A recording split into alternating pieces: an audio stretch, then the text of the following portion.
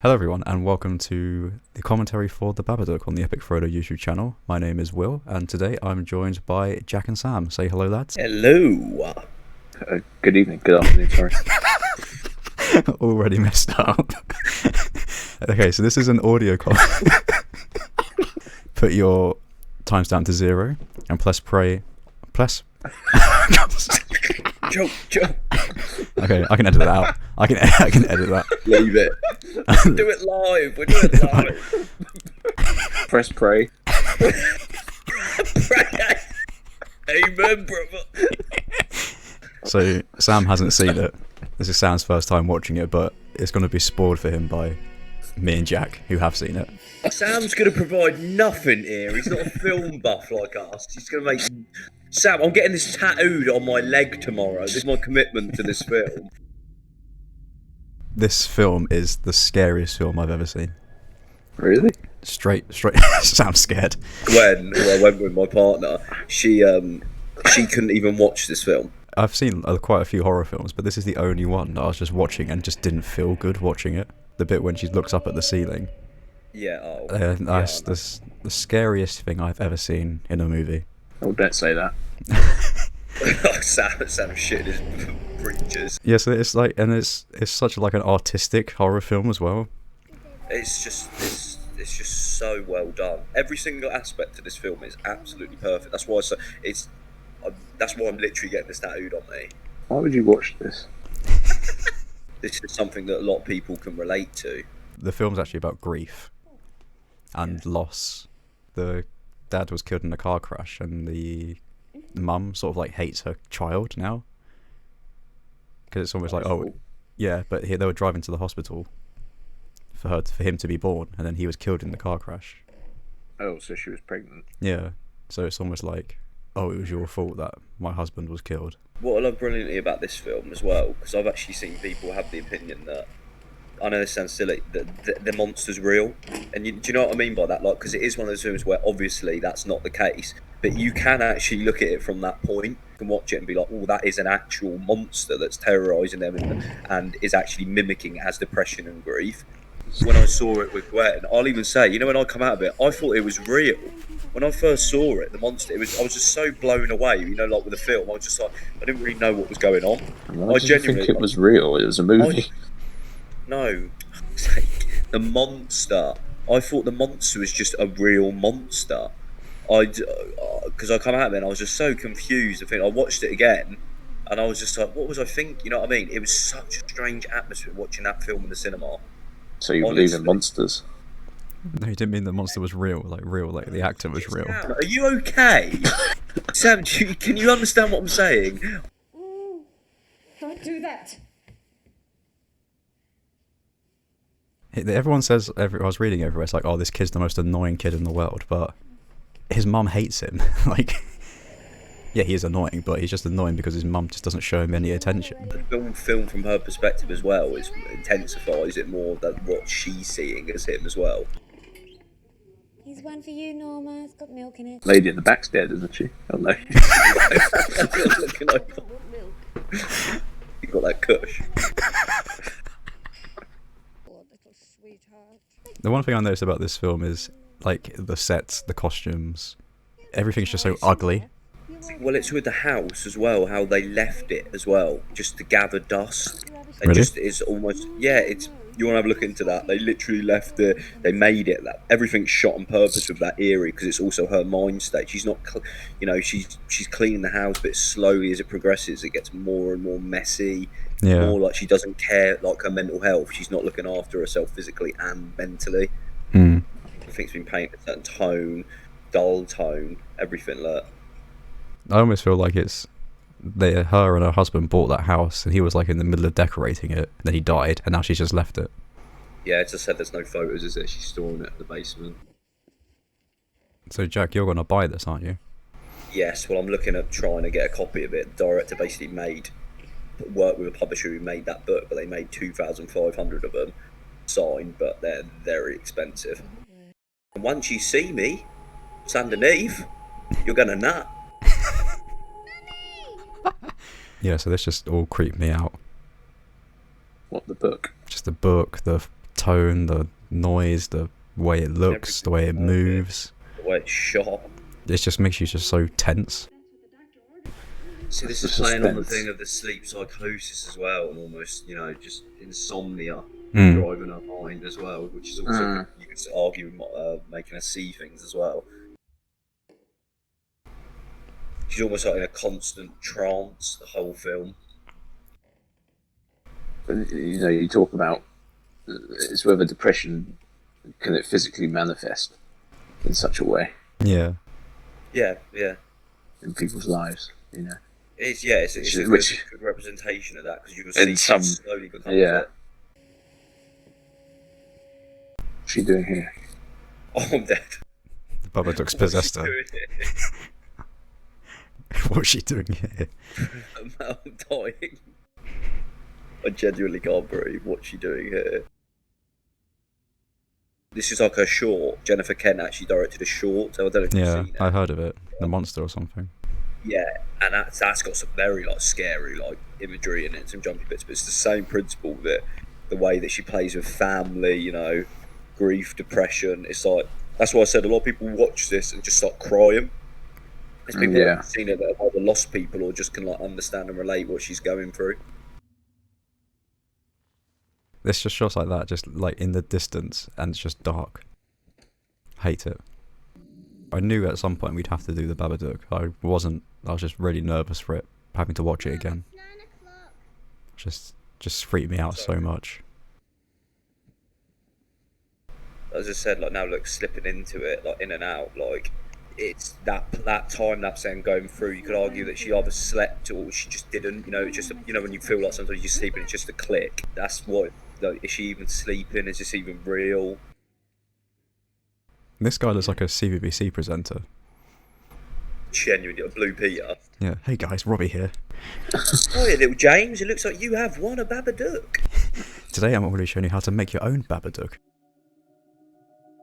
So I heard this part is like a dream. She's finally like the first time in 6 years she gets 2 hours off, and she's just in heaven. Look at it, look. Western capitalism. She just goes back to the most simplistic way. Just she just got an ice cream. She doesn't really know. She hasn't, as I said, when she's pleasing herself at night. She doesn't really know how to do that anymore. It's just foreign to her.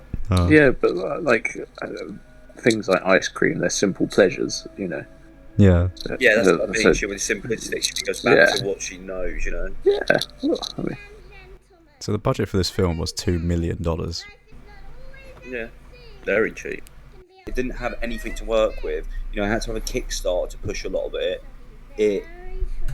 It's such a unique idea. There's obviously been a lot of films now come out about mental health and it manifests in different ways. Yeah. It's just everything's perfect about it, I think. Like you're back again. You bought Samuel a Fokker DR1 model plane.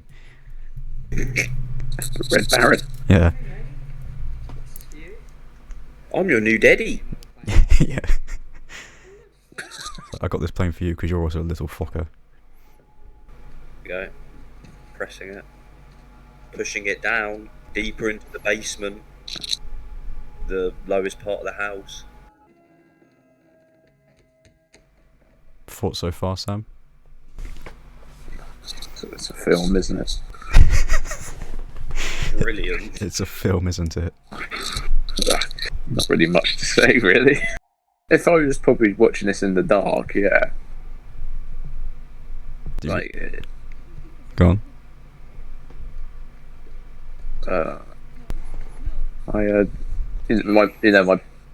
My point is,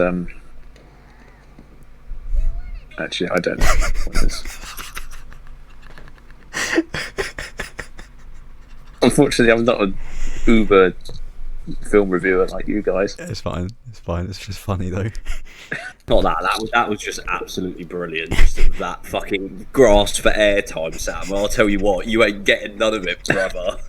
I can't believe that. That was just literally 30 seconds and then saying nothing.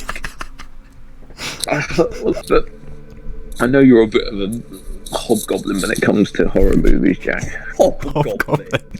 Thank you for that fight. May I go to my son's teacher? You are one of the best. You're a bit of a hobgoblin when it comes to teaching. I've always said to you, Sam, what do you think of the film? And that question stumps you. I guess it's quite an interesting portrayal of like depression and sort of a slant into sort of a psychosomatic illness. Because obviously there's clearly people who've lost loved ones and probably go through similar experiences. And like I was saying about the sort of physical manifestation of depression. Yeah.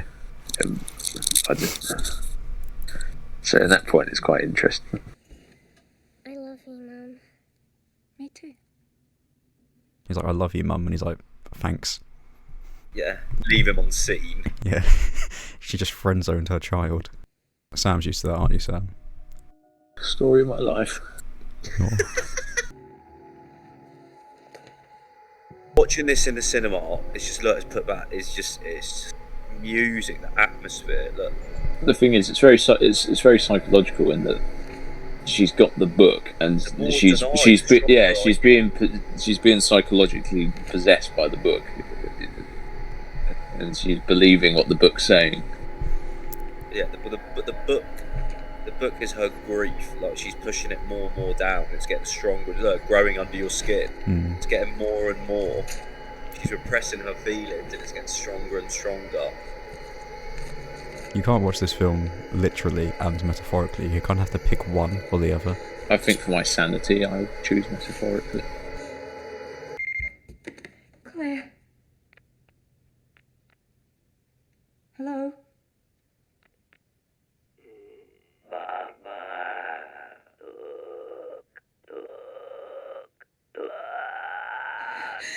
What did that sound like to you, Sam? That is horrific. What do you mean? What did that sound like? What was your first thoughts when you heard that noise? Oh, I'd be a bit petrified if I was her. I think she sees what the Babadook exactly looks like in the background, doesn't she? See, it's just everything's coming together. But she's losing. She's not sleeping. There's a Babadook. Oscar was the same. I think this old lady's the hero in this story. Why? I guess she's there to provide support to the child, and well, I guess the real heroes are those people who are just simply there for us in times of need. Ah, I like that. I like that. It's a good message for the listener. Yeah, those are the real. That's the real hero in any horror situation.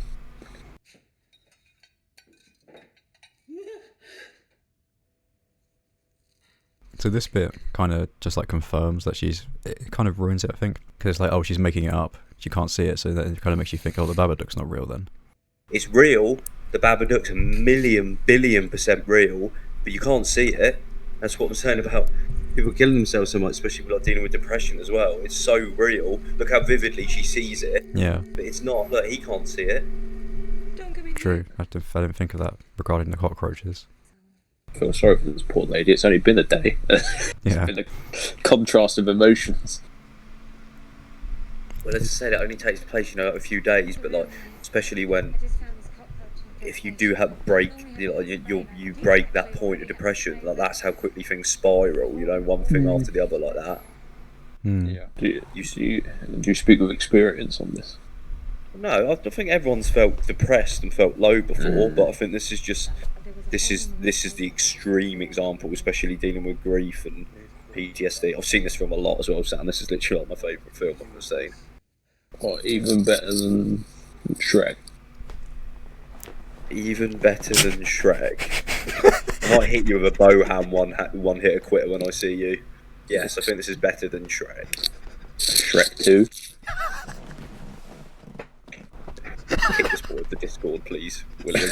What? Shrek 2's a good film. Oh, who's that?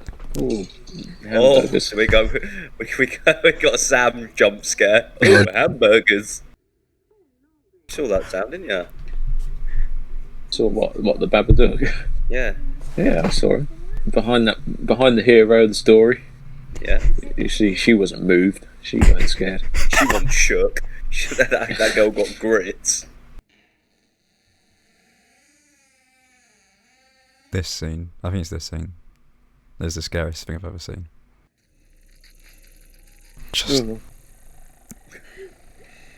Just petrified watching this. It's when it moves. I know, it's like just like an insect.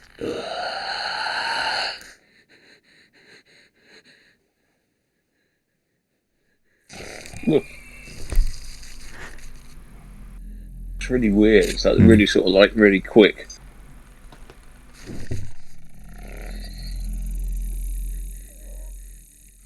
Just let it in. It's getting inside of her.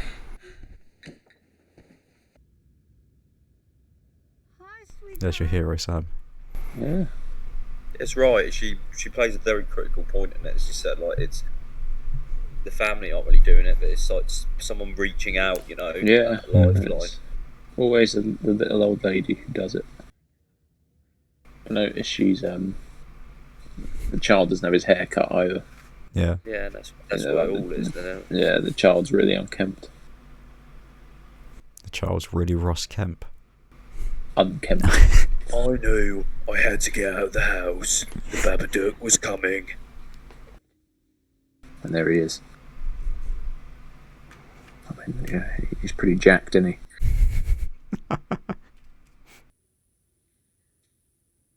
This is her manifesting her grief, depression, all the psychos added up. She's delirious. She's lost it completely. Yeah, I hate this bit. This is my least favourite part of the film. But your cats are watching this bit, Jack, like, yes, go on. Do it. Did she actually kill the dog? Yeah. Yeah. The actress didn't. Like Essie, pick up that dog and snap its neck. No, but I mean, like, Yeah, she killed it. That's the thing of the blind range and the depression. You just at the end and you don't care. Like this is almost like a way of self-harm. I see it in this way. I just wanted you to know that I'd do anything for you and Sam. I love you both. see that she's the only person who cares. Samuel. I'm sorry. See, it's like the moments of relapsing in and out of it. With her mental health.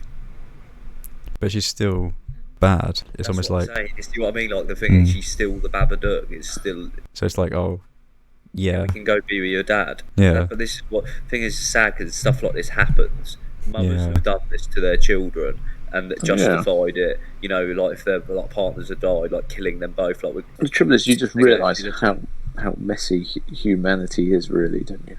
Yeah, you see that. You want to be with dad, too. Yeah. You know how incredibly difficult life is for a lot of people.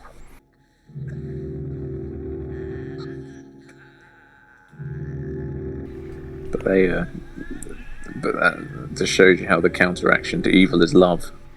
Yeah. That's the message for today's... Yeah. Message for today's thing. Breathing, letting it out. You have to open up about it. In the world of evil, be a loving person. I don't think it's necessarily about love. It's about opening up. That's the whole film is let me in and like repressing it. Her finally like purging herself. Is what heals her in the end. It's all coming out. Look, she's purging it. It's her like crying, opening up. It's spewing it out.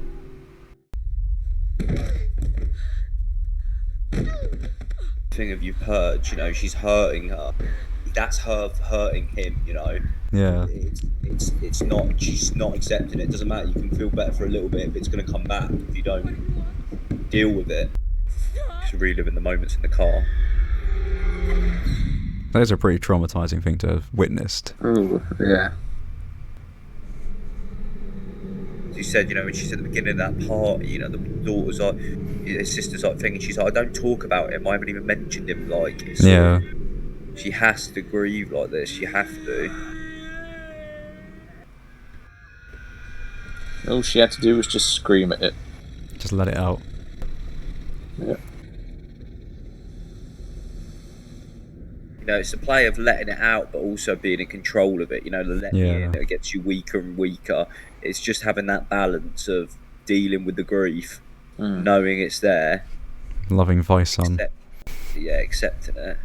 So you take the house, you know, the levels. If you actually get the book, I'm definitely going to get the book, because it's actually about 10 more pages you don't actually see that have been illustrated, and it shows you like the Babadook down in the basement, and he's like, he gets in your lowest parts, he like burrows down deep inside you, like it's, you know what I mean, it's a play on the house, the metaphor of that's your lowest, like into your soul, he gets deep into you. It is a very creepy concept. I think that's why it's so good, because it works on such That's a good why literal I love level. this film, because that's what I mean. I love this film because it's just like, I love other horror films. I do. Don't get me wrong. I like the do it, but it's just so smart and it's so well done.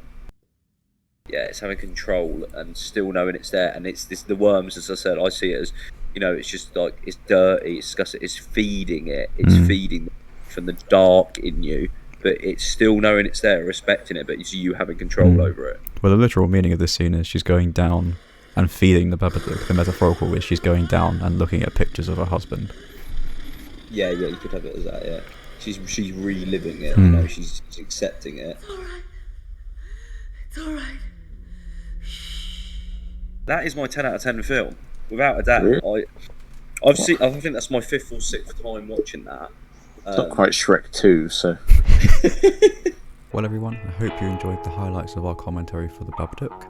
If you enjoyed the video, why not leave a like and subscribe to the channel? It really does help us out, and we really do appreciate it. Me and the boys will be back next time with another video.